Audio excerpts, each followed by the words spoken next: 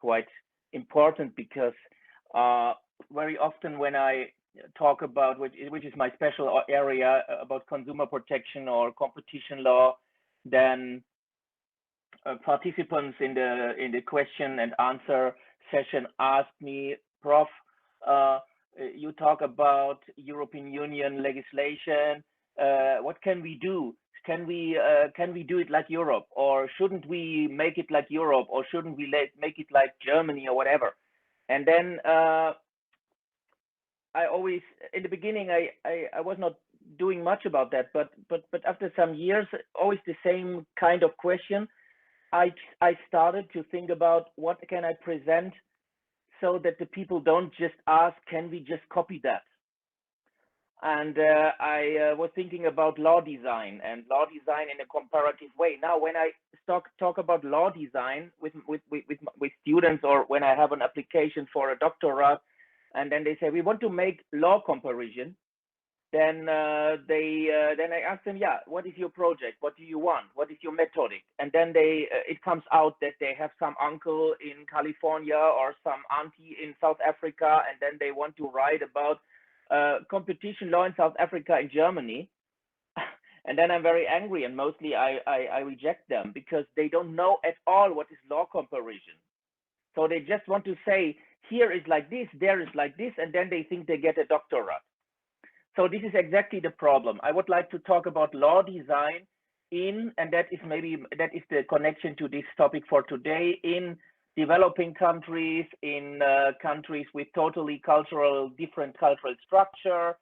Also maybe I never talk in third world countries, mostly so we call it Schwellenländer, in countries which are rising countries like Indonesia or Malaysia. Malaysia is already very developed, but nevertheless, these countries, also like Bangladesh as the next 11 countries, these countries are culturally, historically, and economically, of course, not comparable with Germany or with European Union, or not even with certain countries in the European Union which have a different structure, like, for example, Bulgaria or Romania, where we also made projects with World Bank some years ago, and it came out that it was not so easy. So I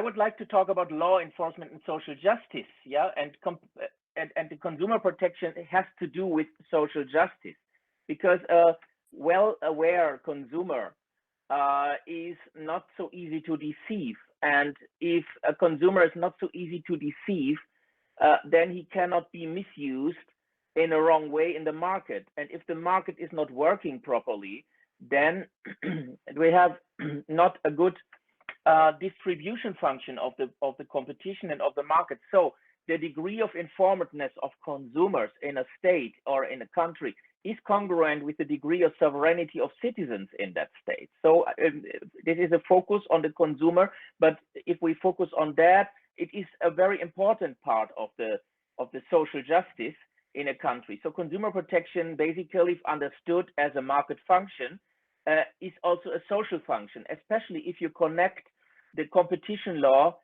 with a social responsibility thinking, because the whole economic law, the whole business law, especially the market regulation law, is not only a law for the interest of the competitors, and not only the law of the interest of the economy, but it is also, if you understand it right, a law which must be regulated in a big picture, together with a social state understanding, and with an understanding of a social function, which limits the freedom of market participants from inside, in the light of a social responsibility of the strongest.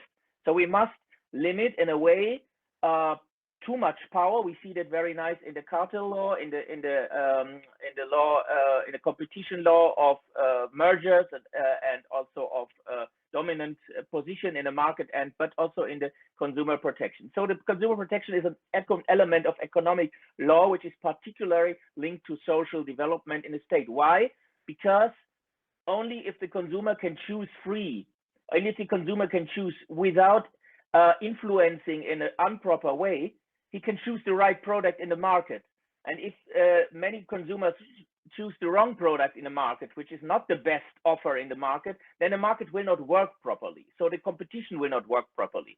So this is one point which is very important to understand when I talk in, for example, Indonesia about the topic we published in Indonesia about that, about this social understanding of consumer protection. Mostly it is understood as an egoistic aspect of the consumer. So the consumer buys something and gets the product, pays money, and then the product is not properly because the offer it was not properly saying the truth, and then it's not fair. He must get the money back, something like that. This is understood as consumer protection. If you see the law number for the Indonesian colleagues, the law number 8, 1999 on consumer protection, then you see that it mixes this individual aspect of consumer protection in the purchase, for example, with a more collective aspect of the functioning of the market. But it should not be mixed. This is a very important aspect. So because the consumer has this social meaning and this social instrumentation for the working of the market. So it is very important, furthermore, to understand that when I talk about limiting market power in the light of social justice or social responsibility, then I don't talk about the socialist concept. This is very important, because if you talk about this in very free capitalistic countries which follow more approach, which is let everything go, and then there will be some just outcome out of that. Then I could be attacked. This is socialist thinking, and in America, I know that some people think that Germany is a socialist country. We are not socialist, but we also not a free market economy, and this is very comparable to some countries in Asia, as I understand. But we have it in the constitution, in Article 20 of our constitution, that Germany is a social state, and this is a social state means it is the basis for a social responsible market economy. So we have a social market economy, which is not totally free, but of course gives a lot of freedom. But the state is obliged to limit market power or to limit the freedom of market participants, also the freedom of private, for example, owner of apartments and so, or in the labor contract, in the interest of equilibrium with the weakest in the market or with the weaker in the market. So, for example, if I living in an apartment which is not my property, I cannot be thrown out. Yeah, so I can only be thrown out if the owner has a right to say he wants to live there himself. You cannot just throw out someone from a labor contract. This is not that easy. Now, two requirements for a legal design follow from this, and later I will come also back to the question what I talk about culture. First of all, legal norms should not be based solely on economic efficiency, but must be pluralistic. This is one outcome out of the social responsibility market economy. For example, the economic analysis of law, which came in the 70s to Germany from the United States, is analyzing which is most effective for the welfare of a society, but defining the welfare maybe in a different way. It may not always be effective in an economical way to protect the weaker. So this is widely, for me, unpluralistic thinking, that you only calculate what is effective, taking into account the homo economicus, without taking into account that you must protect maybe the not so effective part of the society. This is the first. The second, the design of the law should strive to create incentives for social responsibility acting. So we should not wish to regulate or design the law only in the light of prohibitions and sanctions.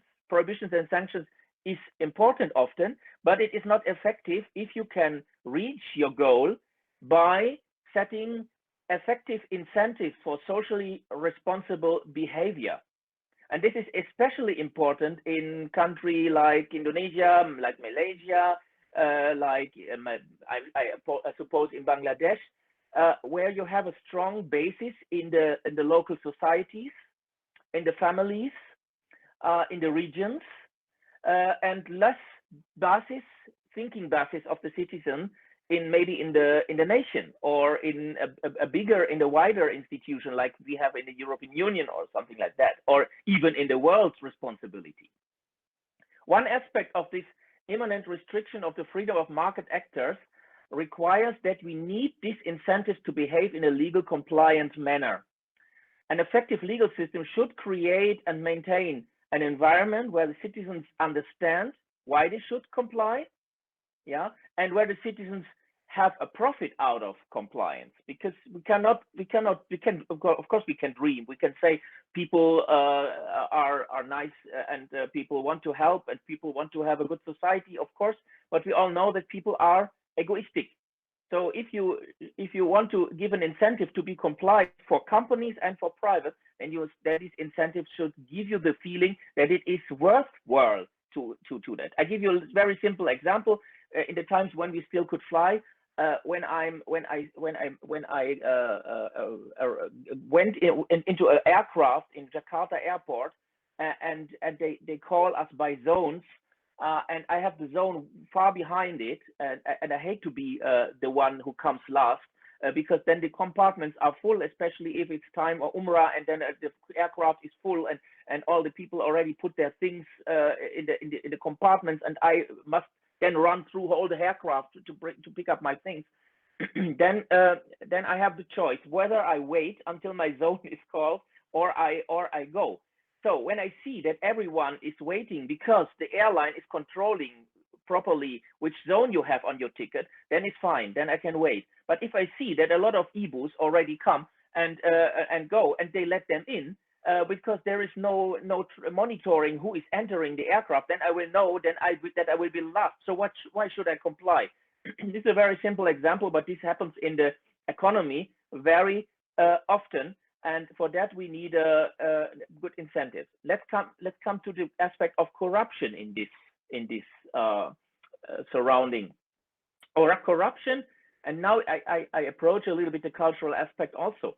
Corruption is based, among other things, on political structures, of course, like the legal control setting or transparency in the politics, but also on cultural factors. Yeah, as for example, as I mentioned already, families, strong family structures, our local background, together with low identification with super local state structures, may be a cultural factor for corruption. If we see in Thailand this conflict between one party, the yellow shirts, and the red shirts, then it was about who has the power, should be the one from the North Thailand or the one from the South Thailand. So this is more or less a fight between regions. And if we talk with taxi drivers who come from Sumatra in Indonesia, and they talk about the Suharto time, then they complain very much about that everything go to Jakarta or to Java and not to Sumatra or something like that. So these aspects, of course, lead to a higher identification with their masyarakat, with their social structures at home, also with strong family structures, strong village structures, and regions. So the second, another aspect, cultural aspect for me is very important, and I talk about that much to my students in Indonesia, the seniority principle. The seniority principle leads to a lack of control by the people. Because if you always follow what the higher ranking or what the older does or what the older says, then you will not be critical. Even if you know it's wrong, you would not dare to contradict. This happens very often in every level of the social talking and the social surrounding. When I'm in Indonesia, when I give a lecture and I say something, even if it's confrontative, then the students don't dare to contradict me. So it depends very much on the vision and mission of the university, whether the students are accustomed to contradict the professor, or especially the professor. Maybe a young docent, they would maybe contradict, but they're not the professor. So I say, please tell me your opinion. Say clearly. My students are trained to say, Prof. They don't see it in Prof. They say, they call me my name. They don't. This Prof is not common in my university here in Germany. They say, Herr Kurz, I not agree with you. This is, aren't you wrong here? And of course, sometimes I'm wrong. But this is science, and this is scientific dialogue. And without that, we will not have a compliant dialogue, world compliant dialogue of these young scientists. So this is a very important aspect, and this is of course also transferable to the corruption aspect, because if you don't contradict in an authority as a lower level, as someone who is investigating cases, for example, in the competition authority, and the higher rank in this competition authority says, no, I don't want that is furthermore investigated, then it will stop, and this authority is not effective because of seniority principle. This is also a sort of a corruption because it corrupts the system of the functioning of the system. It's very important. And if the public sector is characterized by corruption, then individual citizens will also be corrupt, maybe. Yeah. So if you ask the students in Indonesia, are you proud to be Indonesian? Then what you think? Anyone will say, yes, I'm proud to be Indonesian. And I'm sure this is everywhere the same. I'm proud to be Indonesian. Germany, not so sure, because we are trained not to be so nationalistic. But in Indonesia and Malaysia, maybe in India, people can be very nationalistic. So are you proud to be Indonesian? Yes, of course. And then I ask them, why are you proud to be Indonesian? And then maybe something comes like our culture, our batik, our, I don't know, our beaches and so on, but nothing substantial. Yeah. And then if you ask more, then they say more and more, yeah, actually they are proud to be Minangkabau, they are proud to be Javanese, they are proud to be Sunda, or they even are proud to be from Surabaya or whatever. This is very often like this. And then you can see the identification with the nation. I have a good friend who is an old German guy living already 30 years in Indonesia. He said Indonesia is never getting a nation.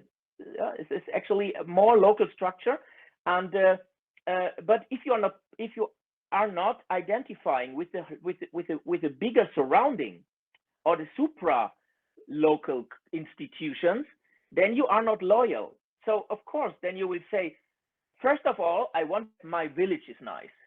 First of all, I want that my region is fine, and then I pay the tax for the federal state or the tax for the central state. Yeah. So this is also something which is in the cultural aspect leading to some, how can I say, some corruption in the state structure. On one hand, this shows the importance of effective law enforcement for social welfare. This all. On the other hand, it becomes clear that we must take into account the social and cultural characteristics of a society, because law is then more likely to be perceived as a part of social conviction. And for my field of expertise, I would like to name 3 factors in this context, which are important from my point of view in the following. First, the adaptation and redrafting of laws, for example, in Bangladesh, in Indonesia, if you adapt a new law, if you want to regulate consumer protection, for example, must of course take into account cultural and economic characteristics of the respective society. Especially if you adopt foreign-inspired legal designs. Consumer protection law is predominantly sanctioning, is not really effective, and it does not take away the information gap between consumers, to keep this example of the consumer protection, and the offerers. So we need, for example, if you have this consumer protection and you just adapt the concept of the European Union of consumer protection, and you don't care about an effective information concept, then the consumer protection law will be a lip service. It will not work. And this is exactly what happens in our observation when Dr. Siddhartha from Binus University and me, we made a study about that. In our observation, there is a strong consumer protection law on the paper, but if you look at television in Indonesia, then you see a lot of advertising which is clearly offending consumer protection, which says, for example, take this medicine, and then cancer is healed, and this is healed, and that is healed, and so on and so on. So it obviously does not work very effective. Why it does not work very effective? We have a modern law, right? This law is more or less a concept which coming from Western states where it seems to work. But it cannot work because it does not take into account the social structure and economical and educational structure in Indonesia. Of course, if you make this advertising in Jakarta, the people will be more critical. in Surabaya, the people will be more critical. They will know, oh, I cannot believe everything. If you do this in a rural area, in Papua or in Aceh, maybe the people are not so critical, and then you have different levels of understanding of how market functions work, and this is so of course this law cannot be effective enough. Secondly, laws must be flanked by effective monitoring functions and effective sanctioning systems. This is exactly the case in this example of the law number 8, 1999 in Indonesia. We have this very modern law, but we don't have monitoring institutions which work. They are hardly unfinanced, underfinanced, so the structure is not so clear. So we see here that the consumer is widely unaware of its rights. So there is no information of the consumer, no training of the consumer, because there is not enough institutions for doing this effectively. Consumer protection which is not enforced by lack of institutions and not taking into account heterogeneous social structures and heterogeneous educational structures in a country is a lip service and cannot work fine. If a distributor's public claim that a color made of certain glass can heal diabetes or cancer, then a part of the consumer will always believe that, so the market function cannot work properly. So this is not effective. And what is the reason for that? For this phenomenon? On the administrative level, it's the special hierarchical character of the society. These hierarchies are an obstacle for implementing an effective monitoring and sanctioning system in this. So the decentralization of control authorities is actually a good idea, but not if the seniority principle avoids that the lower levels can contradict the higher levels. So decentralization can only work if there are independent structures within one authority. In Germany, for example, we regulate the consumer protection by private law enforcement. So the competitors, they can claim if there is an infringement, and the competitors have an interest that the consumer is not infringed too much, because the competitors know if the consumer is influenced in an improper way, then the consumer protection function will not work, and that is not good for them. So the competitors will claim. There's also disadvantages, but more or less it works fine by that. Thirdly, law enforcement must be consistent. Inconsistency leads to a wide lack of respect for the law. So this is also very clear. If you have inconsistent law, then the people will not follow the law. Just an example, short, and I will not be long anymore, so don't worry. If you look into Singapore, then you see that the street food is more or less centralized in certain areas where it can be controlled in a hygienic way, for example. If you compare that with Indonesia, maybe India, maybe Bangladesh, then you have a wide street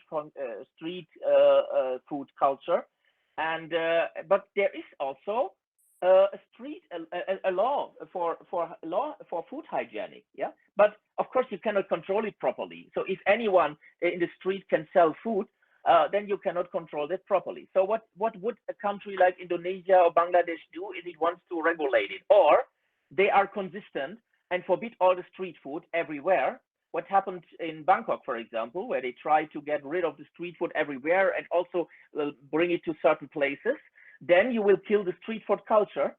Or you admit that you cannot really regulate it in that way, like you do it, for example, in Germany, where not anyone can sell. I cannot just produce food and sell it somewhere, because then I will get a high penalty, because it's against the hygienic law. If my kitchen is not properly done, and if I don't have a testimony for that, I made some examen for that, and so on. I cannot do that. So it's very dangerous. My wife has friends, Indonesian friends, they sell the food here in Germany by post. This is very dangerous. It's forbidden. But should we change the cultural structure? So if you ask me, should we adapt the Western law here? No, you cannot, unless you are willing to end your food culture. If you're willing, do it. If you're not willing to do so, make a consistent law. Means, say, for example, do discriminate the bigger offers, the bigger restaurants, and they must be controllable, and the smaller get exceptional waivers. This is maybe not consistent, but at least it must be in the system of the law written. If it's not written and you have the law for everyone, and in that case you do it, and in that case you not enforce it, then it will not be consistent and the law will not work for nothing. Or you admit you cannot do that, and then you make some frame things, but don't copy the law from Europe. This is not working. You cannot copy the food hygienic law from Europe. Either the state consistently implements that law, then it can lead to a profound change in the living culture of the local population, or not, and then it's not consistent. So adapt the law to this local culture and or apply that pragmatically, but then don't write it there. Third and last, citizens must be able to understand, of course, the meaning and the benefits of the legislation. So the legislator must avoid a prevailing belief in the society that the law is characterized by formalism. And this is also a big problem in Asia, in my view. We are very formalistic here in Germany, but compared to Indonesia, the formalism is used as a weapon. In Indonesia, the formalism is used as a weapon. If you are fine with the officer, then it can be very fast. If you're not fine with the officer, he can use the bureaucracy to avoid that you get something, or to disturb you. Here is very clear. I have to fill this form. I go to the authority, I get a number, in half hour I'm out, and it's done. And the authority will not do anything which is not written in the rule.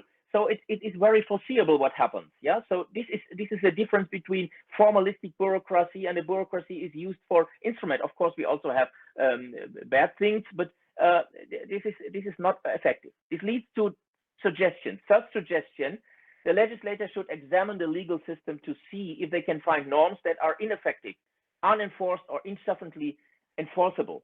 So there must be a monitoring of the whole legal structure in a country, and that is what Indonesia in the moment do. They have hundreds of laws which they think they are not effective, and they check out which is not effective and take it out. There is a lot of double law which brings the things from two sides and then collide. Nobody cares about that. That must be highly monitored.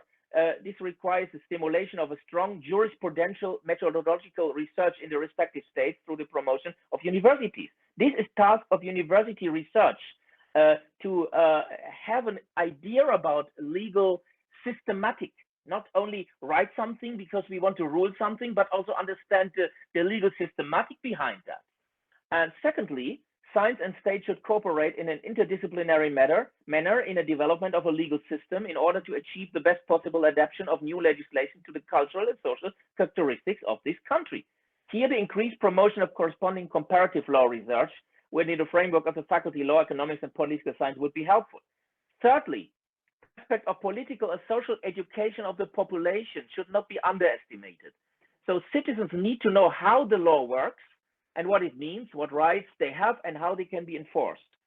Indonesian universities send periodically lecturers to the villages to give information presentations to the villages. This is a good start. Think like this: universities have a social responsibility and execute the social responsibility by teaching the people in the villages to get a better level of information about how law works.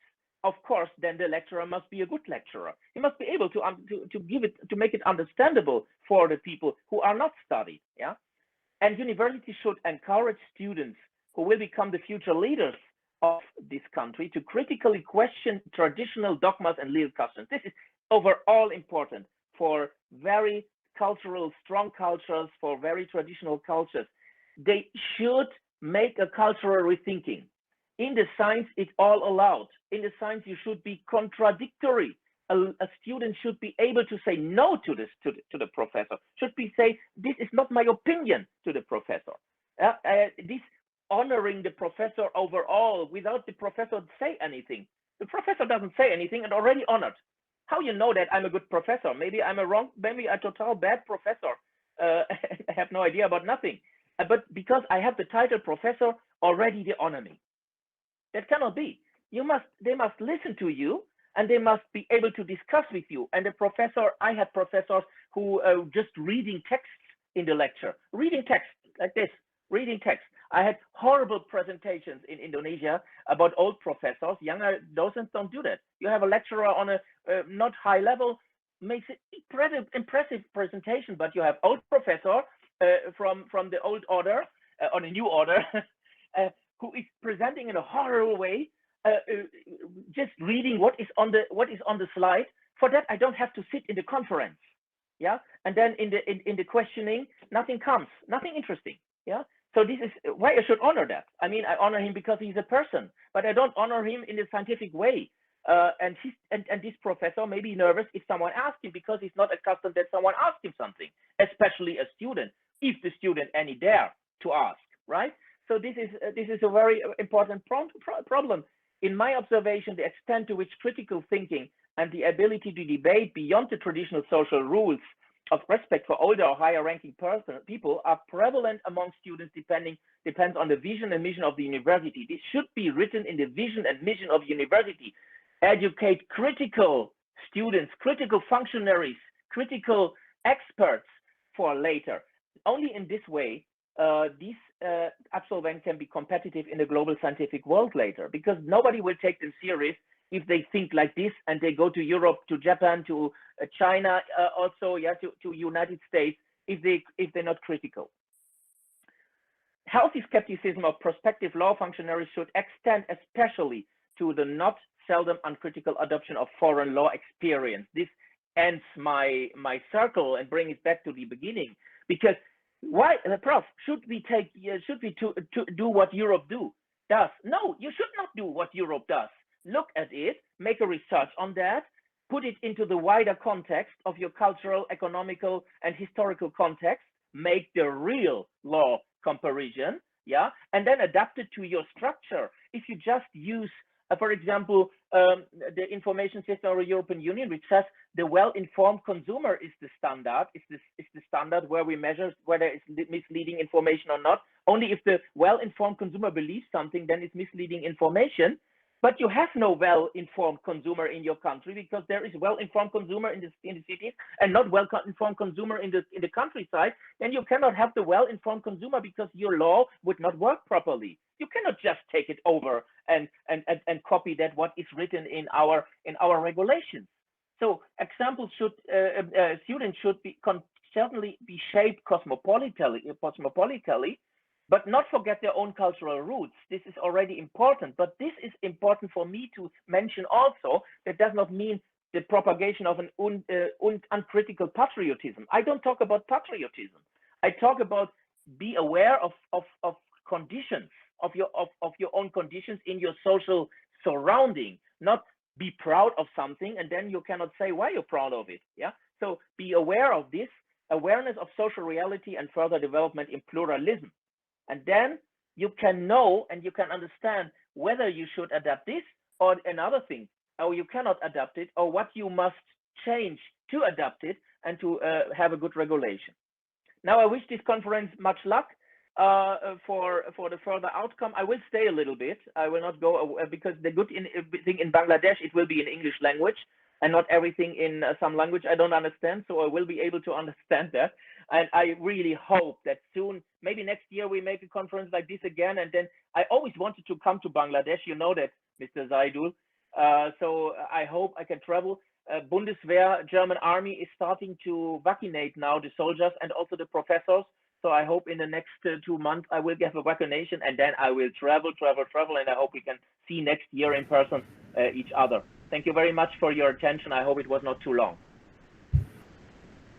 Thank you so much, Prof. Thank you for your nice presentation, nice speech. Actually, it was very informative speech. I know already. I attended your few speech, okay, last year about the consumer protection, intellectual property. Yeah. So it was nice. If anyone have any question or anything want to know from Prof, then I can allow maybe 1 or 2. Anyone, if any queries? All right. I think all of us, we are very clear, Prof, about your presentation. Yeah, thank you so much, Prof. Then we will not take our time. We will start with our second keynote speaker, Professor Dr. Wang Heng Sen. He is from University Malaysia Sabah. He is from Faculty of Business and Economics. He has expertise on business and economics. So he will talk about bank development, stock market development, economic growth in selected ASEAN countries. So I think Prof is here. So Prof. Okay, thank you, Dr. Muhammad Zahidi Islam. Okay, good morning to Professor Muhammad Zakaria, CEO Asian Africa Research Center, Professor Dr. Zul Stefan Kuz, Taswe, UNC Germany, Dr. Muhammad Zahid Islam, all distinguished participants. Good morning to all of you. It's almost 12 p.m. noon in Malaysia time, perhaps still early in Bangladesh time morning. And first, I'd like to thank the organizing committee to invite me as a keynote speaker. And today, I'd like to talk on this topic, bank development, stock market development, and economic growth in ASEAN, selected ASEAN economics. Okay, economics is a discipline in social science, therefore is in the same roof of the conference, okay, social science and humanities. Okay,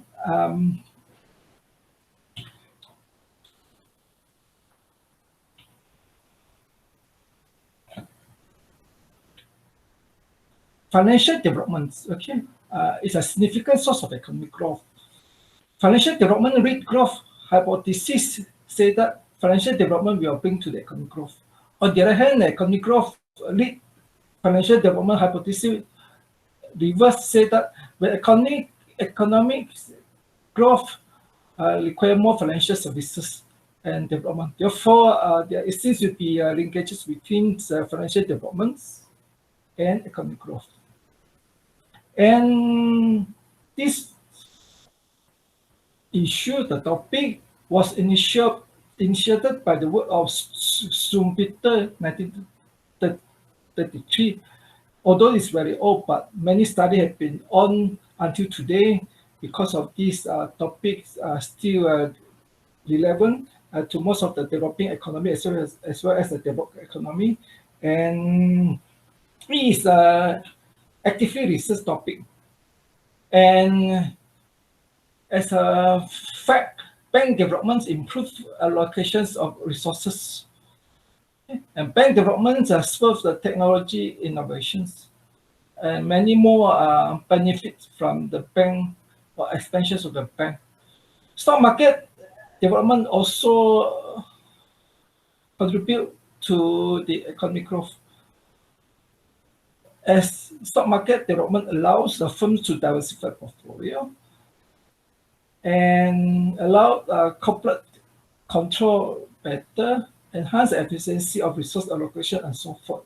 Therefore, financial developments normally focus people look into the bank as well as the stock market. And there are some studies say that the bank development is much more important than stock market development, but some say reverse. Bank development, stock market developments are not competing but complementary source of financing. But some study, for example, Narayan 2013 found no evidence of either financial sectors nor banking sector boost economic growth in Middle East country. So there are many conflicting findings and results between these financial development and economic growth. Stock market developments have a positive and significant impact on both productivity and capital growth in high income countries.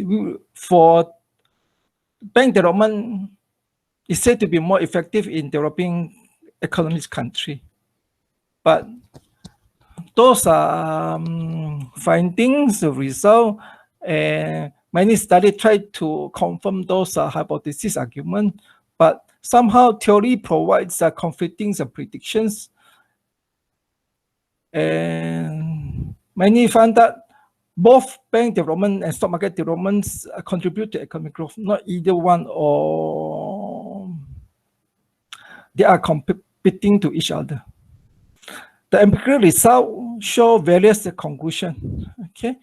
And different level of financial development and economic growth, different country, different period of study, and so forth. These are the things can contribute to the different empirical result. But what I try to highlight in this paper or in my talk is try to conclude some of the general conclusions or findings from the researchers, as well as I done a study on selected ASEAN economics, including Indonesia, Malaysia, the Philippines, Singapore, Thailand, Hong Kong, Korea, Japan. These countries are chosen because basically they are quite good or well or moderate in financial development. For example, according to the Financial Development Index, Malaysia, Thailand, Indonesia, the Philippines, okay, in 2017, the index were 0.75, 0.75, 0.85, 0.88. So almost close to the 1. 1 is a perfect, okay? And that is for the Singapore, Hong Kong, Korea, and Japan. For Malaysia, Thailand, Indonesia, this is about 0.68, 0.7, 0.37, 0.39. So quite good, okay, quite good, okay? Above 5 or close to 5.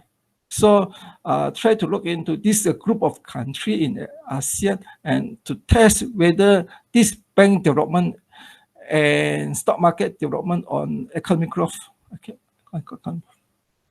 And also this study tried to employ a different proxy measure for bank developments and stock market developments, because many studies use a different proxies of measure which come to the difference of conclusion or result. So then this can be contribute to the contradiction of the finding from different researchers. Okay, and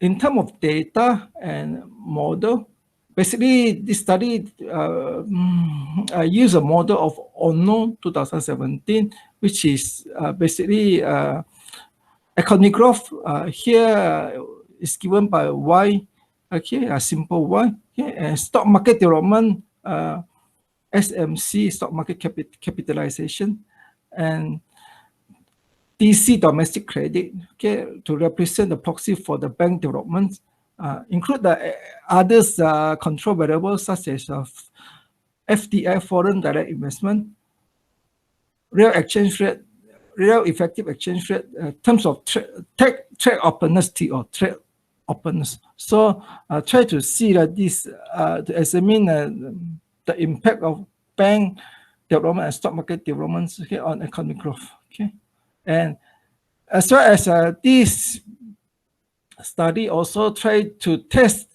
robustness result of the previous model by using a more simple model, including stock market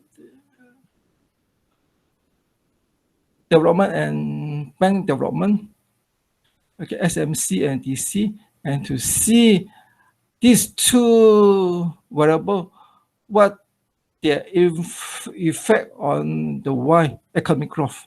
Of course, we use a different measure for bank development. Okay, for example, domestic credit from the bank, DCB, broad money, BM. Okay, those are typical common measure in the literature for the bank development. Using a different measure and see what happened to the economic growth. And basically, this study using a panel VECM, okay, panel VECM, because we have a group of countries get to test this. Some of the empirical result. there is a bidirectional causality between real GDP per capita and the ratio of stock market capitalization to GDP and the ratio of domestic credit to private sector to GDP, okay, or the ratio of domestic credit by bank to GDP. So basically, there are bidirectional, okay, two-way, okay, causes between financial development and economic growth.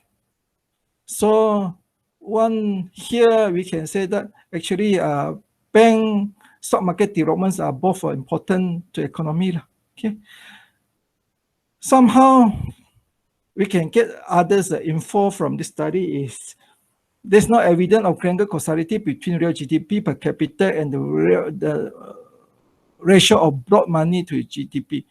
The ratio of broad money to GDP is a proxy for bank development. Yeah, bank development. Okay, so that somehow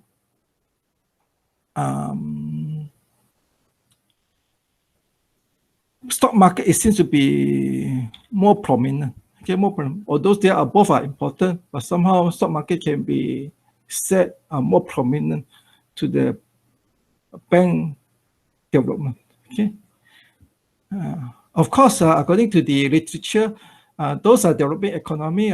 Bank are more important than stock market. On the other hand, for those are advanced economies, those are well developed in stock market. Stock market likely contribute more to the economy development or economic growth. There is a bidirectional causality between real GDP per capita and the ratio of stock market capitalization to GDP. Okay, with the stock market. Okay, stock market. Some concluding remarks overall from this topic, bank development, stock market development, and economic growth is a more homogeneous economies and a group of countries in some rank of or some level of economic development would be better, okay, in the study. Rather than we mix up with different level of economic development, likely the result may be more difficult to get economically stylized. There is bidirectional causality between real GDP per capita and the ratio of stock market capitalization to GDP. Real GDP per capita is found to causes the ratio of stock market traded to GDP and not vice versa. Therefore, economic growth is found to causes stock market development, not the other way. Okay, the other way. The use of ratio of stock market capitalization and to GDP for stock market development is found to have a significant impact on real GDP per capita. Then the use of the ratio of stock market traded to GDP on real GDP per capita. What I try to highlight here is that different proxy or measurement of stock market or bank development is important, okay? Because you use one proxy may found no evidence, but you use another proxy, you may find a significant. This kind of issue always be debated in the literature. So therefore, is be cautious and be important to not make a so quick conclusion because of different measurement or proxy are used. The choice of different measure of stock market development could have a different impact on economic growth. Okay, there is no directional causality between the ratio of trade openness and the real effective exchange rate. Okay, this is an extra finding, the link between stock market development, the link between the trade openness and real effective exchange rate. Okay, the other control variable in the model. Overall, what we can conclude by the study or what have found in the literature, we can say that bank development and stock market developments are both foster economic growth. So this is what I try to highlight for this topic, bank development, stock market development, economic growth. Okay, so actually there are two important sources of for economic growth in most of the country, either developed economy or developing economy. Therefore, with that, thank you very much for all your attention, and I conclude my keynote speech for this topic. And this topic is a very important topic in financial economics. Okay, thank you very much. Okay, thank you so much, Prof. Dr. Wang Hong Sen. Thank you for your nice presentation. Any question for Prof? If any question, if anyone wants to say anything. Okay, I think no question. We are very clear. So after that, Dr. Mori is supposed to attend us, but we failed to contact him because now Liberia is 3 a.m. midnight. Maybe we just tried to contact him, but he failed. Maybe later he will join us. But we are going to conclude our opening ceremony. But before that, we want to take a group picture. Yeah, so I would like to request you all of you to on your webcam. Then our staff will take a picture, group picture.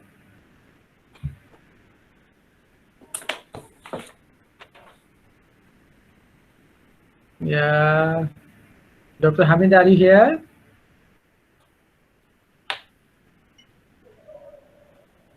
Yes. Yeah, can you just on your webcam? We want to take picture, group picture. Okay.